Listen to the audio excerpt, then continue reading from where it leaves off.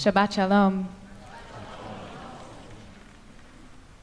We find ourselves at the end of another book of the Torah, Vayikra, with Parshat Bechukotai, and the beginning of the Parsha opens with the words, Im Bechukotai Telechu. If you will follow my laws faithfully, or you'll go in the way of my laws, and then we get a whole list of blessings that will happen, and on the flip side, when we continue, we get a number of terrible curses that will happen if we're not in relationship with these laws. And it's challenging to read this in the Torah and to think about what does it mean to follow all of the laws and the rules of the Torah. It feels overwhelming.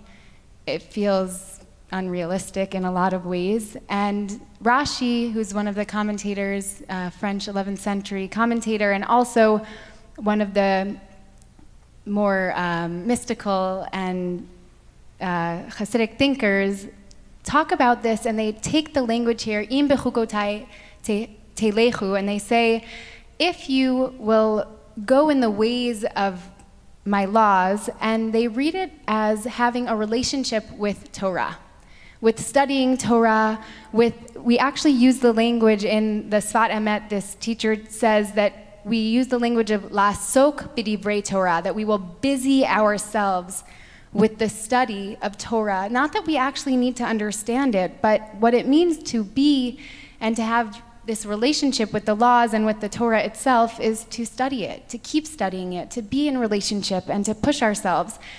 And we later see in the parasha that if we do these things, one of the blessings that we have is the blessing of shalom, is the blessing of peace, that it says, v'natati shalom, that we will be given, that God will give us peace. And Rashi goes on to explain that if we don't have peace, we have nothing.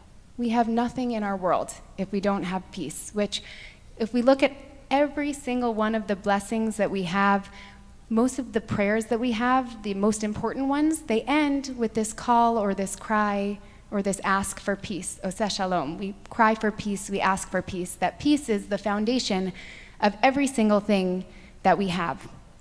And then we see on the flip side that in these curses that we get, there's an idea that we'll have such little peace, we'll have so much fear that even at the sound of a leaf that's falling, we'll feel this fear and we'll think that we have people who are coming after us, that there's a rodef, that there are people who are pursuing us, and we'll want to flee, but really it's actually nothing. But that sound, even that crinkle of a leaf, is going to make us feel like we need to run away, that we have such a little amount of peace. We have nothing even within us and from the outside world.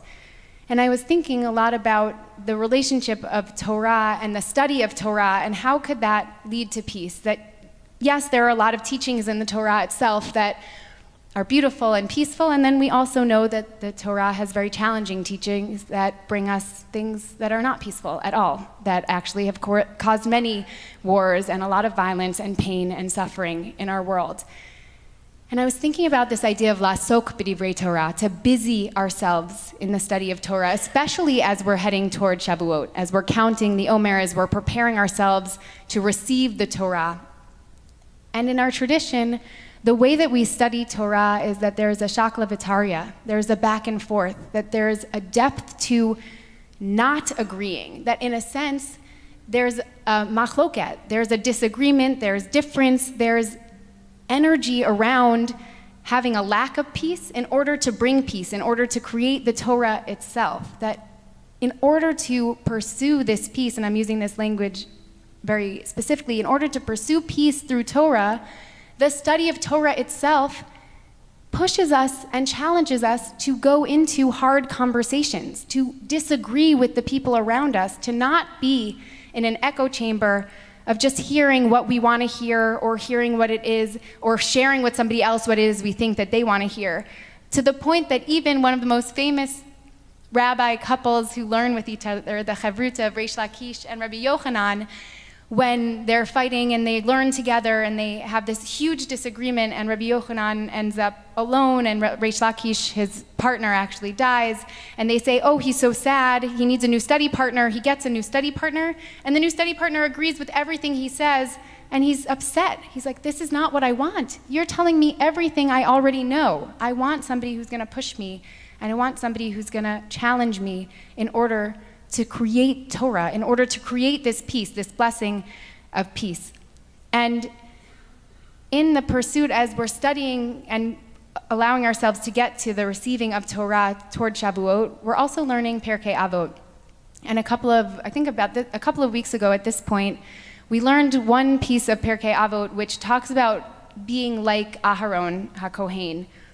And the language that's used there that ties back deeply to this idea of peace is the idea of being a rodef shalom. A rodef shalom, which is somebody who pursues peace. A rodef is actually, again, often used in the sense of not having peace. It's used as someone who's aggressively pursuing, or somebody who's trying to hurt somebody else. But this image of trying to be a rodef shalom, that is exactly, I think, how I feel these days.